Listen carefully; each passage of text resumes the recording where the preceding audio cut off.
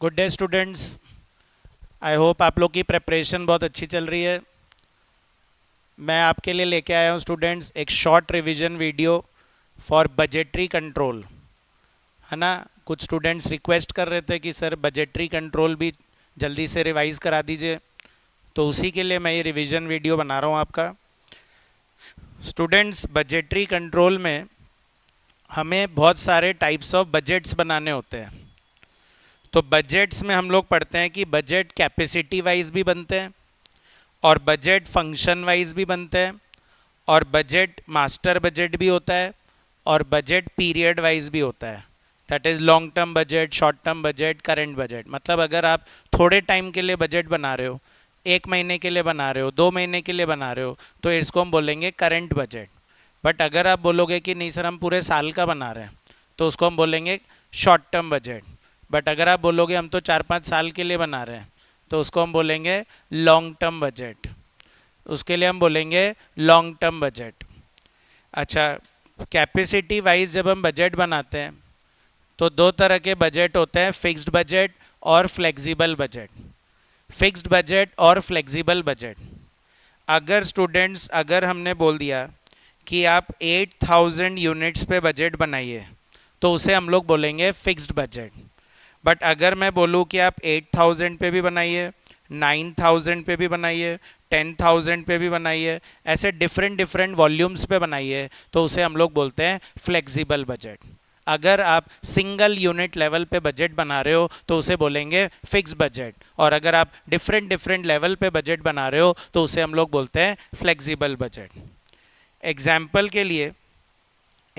के लिए स्टूडेंट्स एक इलस्ट्रेशन देखते हैं। बोल रहा है factory which expects to operate 7000 hours. बोल रहा है अभी तो हम सोच रहे थे कि 7000 आवर्स ही काम करेंगे, तो ये मेरा फिक्स्ड लेवल हो गया। That is 70% level. Furnishes the details as a under.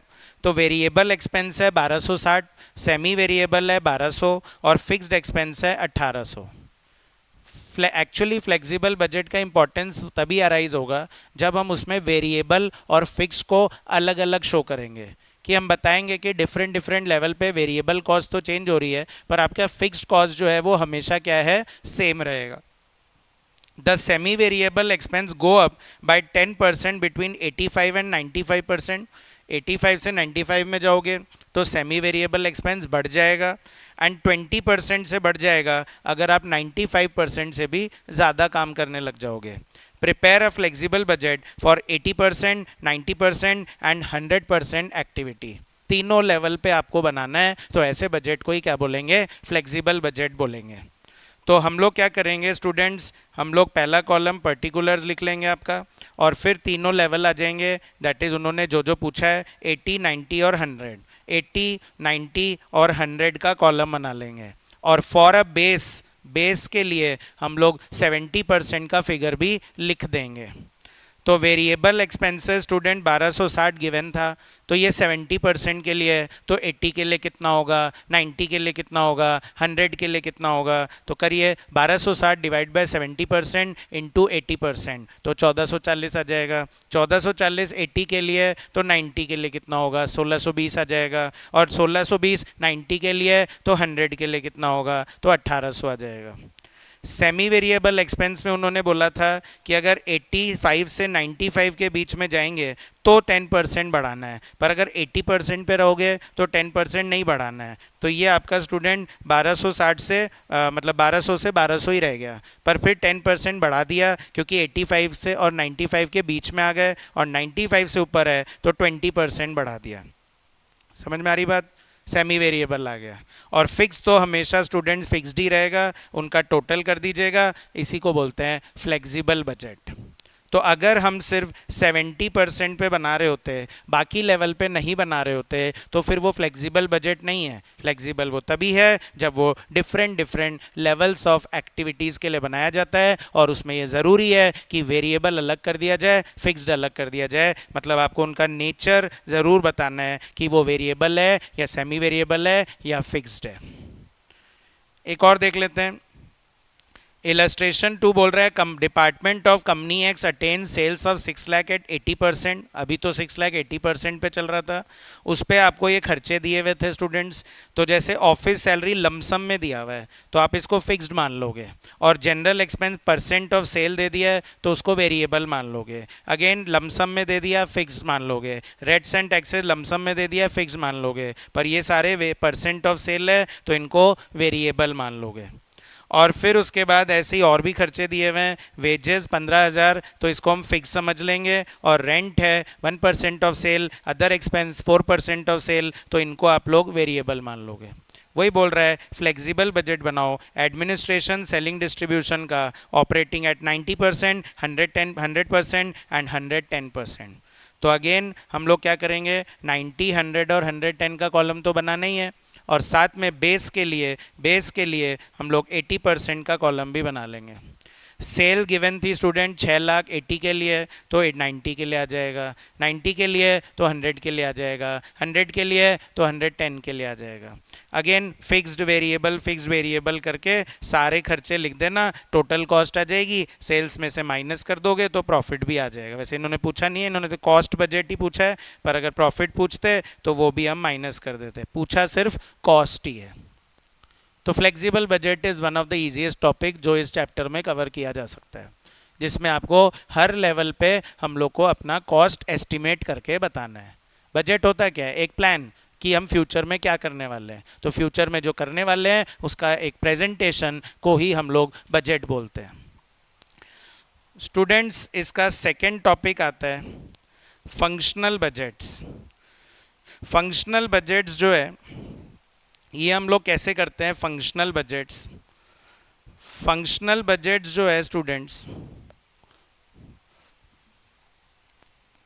Functional budgets जो है ये थोड़ा सा इंपॉर्टेंट होता है। फंक्शनल बजट्स जो है इसको आप इस तरह से समझिए कि एक कंपनी को प्रॉफिट कमाना है। कंपनी को क्या कमाना है, प्रॉफिट कमाना है। तो प्रॉफिट कमाने के लिए कंपनी को क्या करना पड़ेगा, प्रॉफिट बढ़ाने के लिए या प्रॉफिट कमाने के लिए कंपनी को क्या करना पड़ेगा, कंपनी को सेल करना पड़ेगा। और अगर कंपनी को सेल करना पड़ेगा स्टूडेंट्स, तो सेल करने के लिए कंपनी को प्रोडक्शन भी करना पड़ेगा, सेल करने के लिए कंपनी को प्रोडक्शन भी करना पड़ेगा। अच्छा, प्रोडक्शन करने के लिए कंपनी को अलग अलग रिसोर्सेज की ज़रूरत पड़ेगी। कैसे रिसोर्सेज सर, जैसे कंपनी को मटेरियल की भी ज़रूरत पड़ेगी, प्रोडक्शन करने के लिए कंपनी को लेबर की भी ज़रूरत पड़ेगी, प्रोडक्शन करने के लिए कंपनी को ओवरहेड की ज़रूरत पड़ेगी। अच्छा, वैसे इन सबको मिला के प्रोडक्शन कॉस्ट बोलते हैं। तो मटेरियल, लेबर और ओवरहेड को मिला के क्या बोलते हैं, प्रोडक्शन कॉस्ट। और इसके अलावा कंपनी को इन सबको फाइनेंस करने के लिए पैसों की भी ज़रूरत पड़ेगी। तो ऐसे बजट्स को हम लोग बोलते हैं फंक्शनल बजट्स। सेल्स बजट बनाना, प्रोडक्शन बजट बनाना, मटेरियल का बजट बनाना, लेबर का बजट बनाना, ओवरहेड का बजट बनाना, कैश बजट बनाना, प्रोडक्शन कॉस्ट बजट बनाना, इन सबको बोलते हैं फंक्शनल बजट्स। तो अब फंक्शनल बजट्स में जैसे हमको सबसे पहले सेल्स निकालना होगा, तो समझे तो सेल्स कैसे निकालते होंगे। तो अगर मैं आपको सेल्स क्वांटिटी दे दूं और उसको सेलिंग प्राइस से मल्टीप्लाई करवा दूं तो आपकी सेल्स निकल जाती है। तो सेल्स बजट में हमको यही बताना है कि हम कितनी क्वांटिटी बेच रहे हैं और किस प्राइस पे बेच रहे हैं, और उससे आपकी स्टूडेंट्स क्या निकल जाएगी, सेल्स निकल जाएगी। तो sales budget is one of the simplest budget. आपको हमेशा सेल्स बजट से स्टार्ट करना है। कैसे, जैसे ही लगे कि फंक्शनल बजट का क्वेश्चन है, सबसे पहले सेल्स क्लियर होना चाहिए। तो क्वांटिटी क्वेश्चन देगा, सेलिंग प्राइस क्वेश्चन देगा, आप उसको मल्टीप्लाई कर दीजिएगा, आपकी सेल आ जाएगी। अच्छा, सेल के बाद हमको प्रोडक्शन निकालना है। तो समझिए प्रोडक्शन कैसे निकालते होंगे। मान लीजिए ये मेरा फिनिश गुड्स अकाउंट है, तो फिनिश गुड्स अकाउंट में सबसे पहले टू बैलेंस ब्रॉट डाउन आता है, और फिर उसके बाद आप जो बनाते हो वो प्रोडक्शन आता है, दैट इज़ WIP। और फिर उसके बाद जो हम लोग बेचते हैं तो कॉस्ट ऑफ सेल आ जाता है, और बैलेंसिंग फिगर आपका बाय बैलेंस कैरिड डाउन आ जाता है। तो मैं चाहता हूँ कि आप मुझे ये बताइए कि हमने कितना बनाया, कितना बनाया ये बताओ। तो प्रोडक्शन निकालने के लिए क्या करोगे, सबसे पहले ये बता दो कि कितना बेचा है, और फिर उसमें आप ऐड कर दो अपना क्लोजिंग स्टॉक। ऐड क्या कर दीजिए स्टूडेंट्स, क्लोजिंग स्टॉक, और उसमें से आप माइनस कर दीजिए अपना ओपनिंग स्टॉक। तो सेल्स में ऐड कर दीजिए क्लोजिंग स्टॉक और माइनस कर दीजिए ओपनिंग स्टॉक, तो स्टूडेंट्स उससे आपका प्रोडक्शन आ जाएगा। तो बस प्रोडक्शन सिंपल है, सेल्स से प्रोडक्शन निकालना सिंपल है। सेल्स लो, उसमें ऐड करो क्लोजिंग, माइनस करो ओपनिंग, आपका प्रोडक्शन आ जाएगा। अच्छा, ये प्रोडक्शन स्टूडेंट्स नेट प्रोडक्शन होता है। क्या होता है ये, नेट प्रोडक्शन, और इसमें ऐड करना होता है नॉर्मल लॉस। अगर आपका कोई लॉस हो रहा है तो मतलब आपको थोड़ा ज़्यादा बनाना पड़ेगा, और इस केस में आपका ग्रॉस प्रोडक्शन आ जाएगा। क्या आ जाएगा, ग्रॉस प्रोडक्शन। इससे फिर क्वेश्चन आपको बैच कॉस्टिंग से लिंक कर सकता है कि ग्रॉस प्रोडक्शन पता चल गया कि कितना बनाना है, तो ये बताओ कि एक बैच में कितना बनाना है, ऐसा आपसे पूछा जा सकता है। ग्रॉस प्रोडक्शन इसी तरह से निकलेगा। फिर उसके बाद ग्रॉस प्रोडक्शन निकालने के बाद हमको ये पता लगाना होगा कि मटेरियल कितना लगाना है। तो हमको मटेरियल रिक्वायरमेंट निकालना होगा।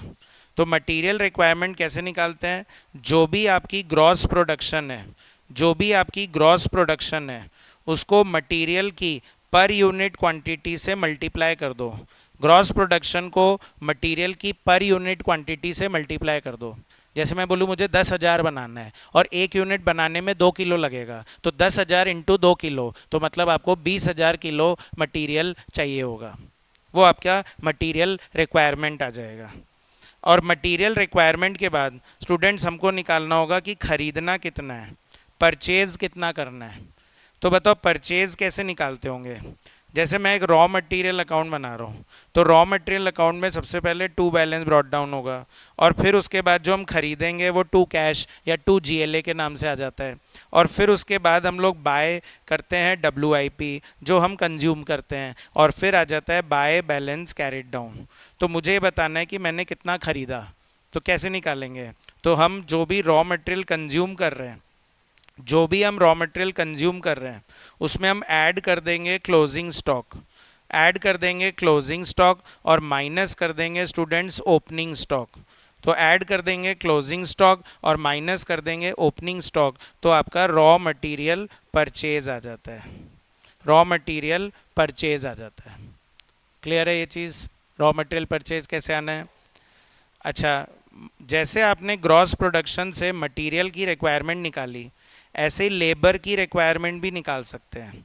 तो लेबर की रिक्वायरमेंट कैसे निकालोगे कि लेबर कितना लगेगा सर। तो लेबर कितना लगेगा, तो वही ग्रॉस प्रोडक्शन को लेबर आवर्स पर यूनिट से मल्टीप्लाई कर देना, तो आपका लेबर का रिक्वायरमेंट आ जाएगा। जैसे स्टैंडर्ड कॉस्टिंग में नहीं करते हो कि हमको 10,000 बनाने हैं और एक यूनिट बनाने में 2 किलो लगेगा, तो मटेरियल कितना लगेगा 20,000 किलो। ऐसे ही 10,000 बनाने हैं, लेबर बनाने में 5 घंटे लगेगा, तो 10,000 इंटू 5 50,000 घंटे लगेगा। तो ग्रॉस प्रोडक्शन को जब लेबर आवर्स पर यूनिट से मल्टीप्लाई कर देते हैं तो अपनी रिक्वायर्ड लेबर आ जाती है, और उसको स्टूडेंट्स अगर वेज रेट पर आवर से मल्टीप्लाई कर देंगे तो फिर वेजेस आ जाएगी। जस्ट लाइक मटेरियल में अगर हम परचेज क्वांटिटी को परचेज प्राइस से मल्टीप्लाई कर देंगे तो हमारी परचेज की वैल्यू आ जाएगी। क्या आ जाएगी, परचेज की वैल्यू। वैसे ही स्टूडेंट्स अगर हम लोग लेबर में भी अपने आवर्स को वेज रेट से मल्टीप्लाई कर देंगे तो लेबर की वेजेस आ जाएगी। ठीक है, तो मैं आपको एक एग्जांपल से समझा देता हूँ।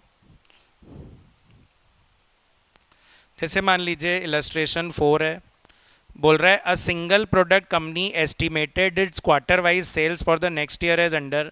तो स्टूडेंट्स हमको हर क्वार्टर की सेल दी हुई ऑलरेडी कि इतना इतना बेचेंगे। ओपनिंग स्टॉक दे दिया है 6,000 फिनिश गुड्स का रहेगा, and company expects to maintain closing stock at 12,250। Opening 6,000 का रहेगा, क्लोजिंग 12,250 का रहेगा। Production pattern in each quarter is estimated at 80%।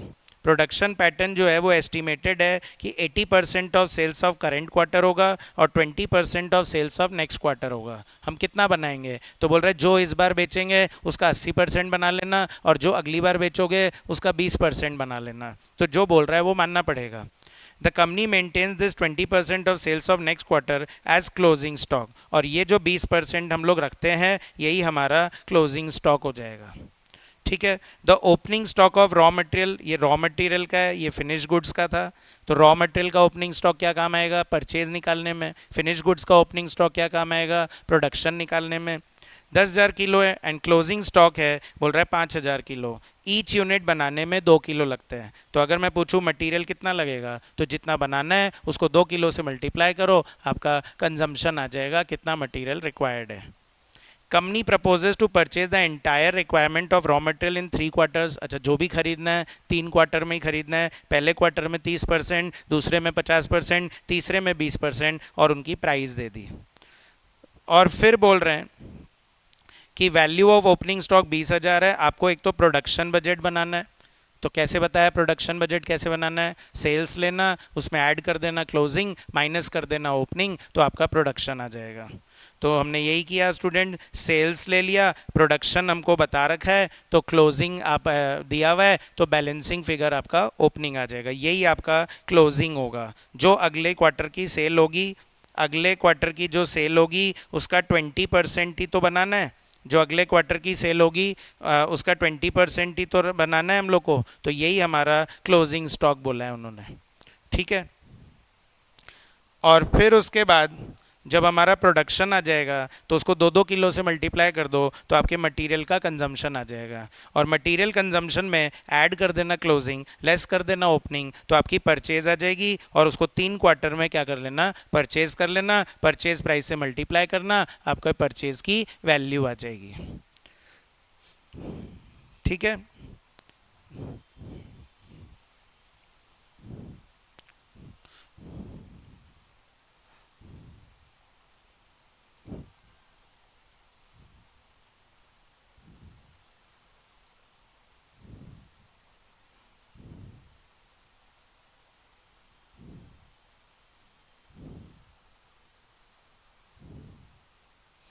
तो जैसे क्वेश्चन 3 है स्टूडेंट्स, ये भी हम देख सकते हैं।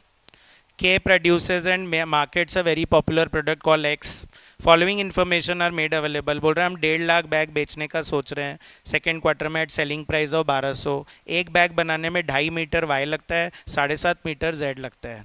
आपको ओपनिंग भी दे दिया है, आपको क्लोजिंग भी दे दिया है। रॉ मटेरियल का भी ओपनिंग दे दिया है, क्लोजिंग दे दिया है, रॉ मटेरियल का भी ओपनिंग दे दिया है, क्लोजिंग दे दिया है, एम्प्टी बैग का भी ओपनिंग दे दिया है, क्लोजिंग दे दिया है। तो ये तीनों तो आपके रॉ मटेरियल हो गए, और ये आपका फिनिश गुड्स हो गया। फिनिश गुड्स का ओपनिंग क्लोजिंग क्या काम आता है, प्रोडक्शन निकालने में, और रॉ मटेरियल का ओपनिंग क्लोजिंग क्या काम आता है, परचेज निकालने में। अच्छा, फिर बोल रहे हैं वाई की कॉस्ट 160 रुपीज़ पर मीटर रहेगी, ये परचेज प्राइस दे दी, जेड 30 रुपये पर मीटर, और एम्प्टी बैग 110 परचेज प्राइस दी हुई है। परचेज क्वांटिटी को परचेज प्राइस से मल्टीप्लाई करो, परचेजेस आ जाते हैं।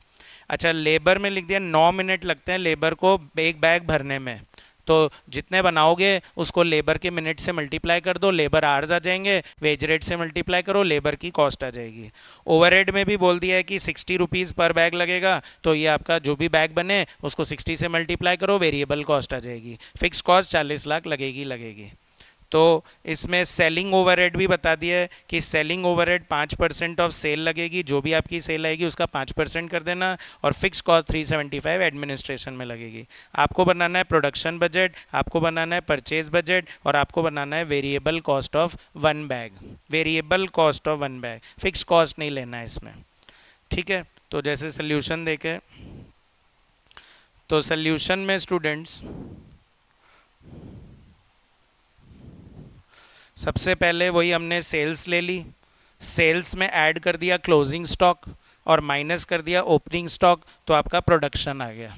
प्रोडक्शन को मटेरियल की क्वांटिटी से मल्टीप्लाई कर दोगे तो आपका कंजम्पशन आ जाएगा कि कितना कंजम्पशन होगा। तो 138 इंटू 2.5 345 का कंजम्पशन होगा, 138 इंटू 7.5 1035 का कंजम्पशन होगा। ऐड कर दिया स्टूडेंट्स इसमें क्लोजिंग स्टॉक, ऐड क्या कर दिया, क्लोजिंग स्टॉक मटेरियल का, और उसमें हमने ओपनिंग स्टॉक माइनस कर दिया, तो अपनी परचेज आ गई। परचेज को परचेज प्राइस से मल्टीप्लाई कर दिया, तो परचेज इन रुपीज़ आ गया। इजी है परचेज बजट। और फिर उसके बाद आपको बोल रहा था एक बैग बनाने की वेरिएबल कॉस्ट बताओ, तो रॉ मटेरियल लग रहा है, लेबर लग रहा है और वेरिएबल ओवरहेड लग रहा है, ये सब ऐड कर दिया, एक बैग की वेरिएबल कॉस्ट आ गई। वेरिएबल कॉस्ट तो निकालना आता ही है ना, material plus labour plus variable overhead को हम लोग वेरिएबल कॉस्ट बोलते हैं। इसी को स्टूडेंट्स बोला जाता है फंक्शनल बजट्स। थीम पता होगा तो क्वेश्चंस आराम से हो जाएंगे, कोई दिक्कत नहीं आएगी। एक स्टूडेंट्स इसमें लास्ट टॉपिक आता है कैश बजट। कैश बजट में आपको ध्यान रखना है, कैश बजट में क्या करते हैं हम लोग, कैश बजट में हम लोग रिसीट्स लेते हैं और पेमेंट्स लेते हैं, है ना। कैश बजट में हम लोग क्या करते हैं, रिसीट्स देखते हैं और पेमेंट्स देखते हैं। तो आपको रिसीट्स लिखने हैं, पेमेंट्स लिखने हैं, क्लोजिंग बैलेंस आ जाएगा। Receipt minus payment closing balance आ जाएगा, और क्लोजिंग बैलेंस अगली बार का क्या बन जाएगा, ओपनिंग बन जाएगा। फिर उसमें रिसीट ऐड करना, फिर पेमेंट माइनस कर देना, अगेन आपकी अगली बार का क्लोजिंग आ जाएगा। ठीक है, तो रिसीट कैश बजट का क्वेश्चन मैंने आपको करवाया था, आपको मैं फॉर्मेट शो कर देता हूँ।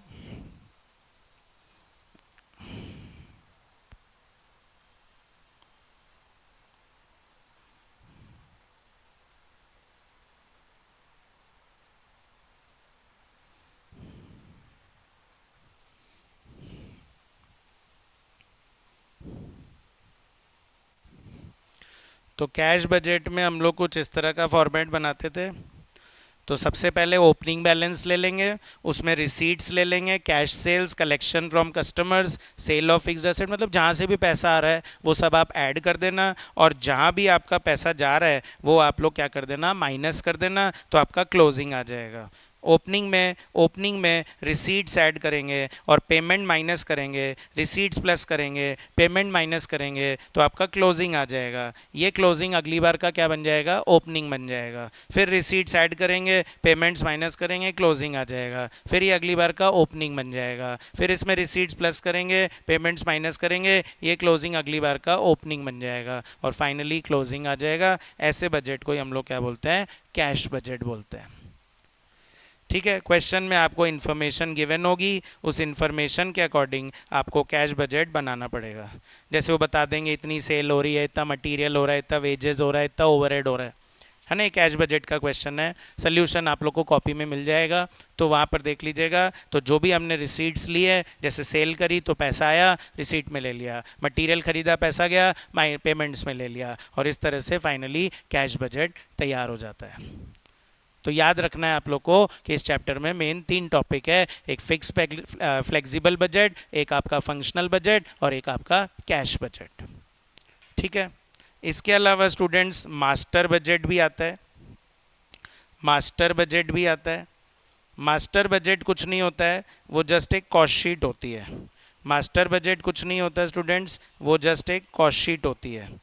तो कॉस्ट शीट जब आप बना लोगे तो उसको हम लोग मास्टर बजट बोलते हैं।